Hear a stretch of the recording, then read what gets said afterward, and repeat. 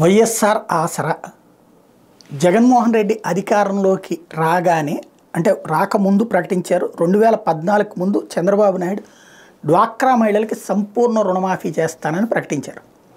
ఆ సంపూర్ణ రుణమాఫీ అన్నటువంటిది ఇది నగలు తాకట్టు పెట్టిని కూడా విడిపిస్తానని, కానీ ఆయన చేయలేకపోయారు. చిట్ట చివరిలో పసుపు కుంకుమ కింద 10,000 రూపాయలు లాస్ట్ 1 or 2 months చేశారు.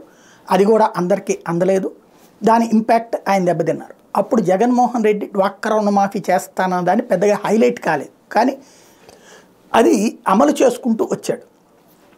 అందులో నేను అధికారంలోకి వచ్చే నాటికి ఎంత రుణం అయితే ఉంటుందో అది ఏడాదికి ఇంతని తీరుస్తానని చెప్పాడు. అది తీరుస్తూ వస్తున్నాడు.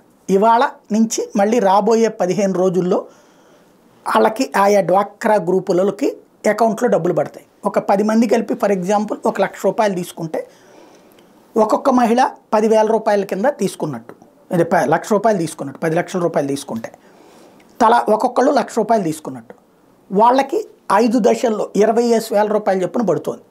కొంతమంది అంటే ఒకసారి 10 లక్షల గ్రూప్ లోన్ తీసుకుంటే రెండోసారి 20 లక్షలు తీసుకుంటుంది, మూడోసారి 40 లక్షలు తీసుకుంటుంది, డబ్బులు ఇస్తుంటారనమాట. అట్లాగా ఆ తీసుకున్న వాటిలో ఈ తీర్చడం అన్నటువంటి ప్రక్రియ జగన్మోహన్ రెడ్డి పర్ఫెక్ట్గా చేసుకొస్తున్నారు. ఇది మాట నిలుపుకోవడం అన్నటువంటి పని మీదన సాగుతుంది.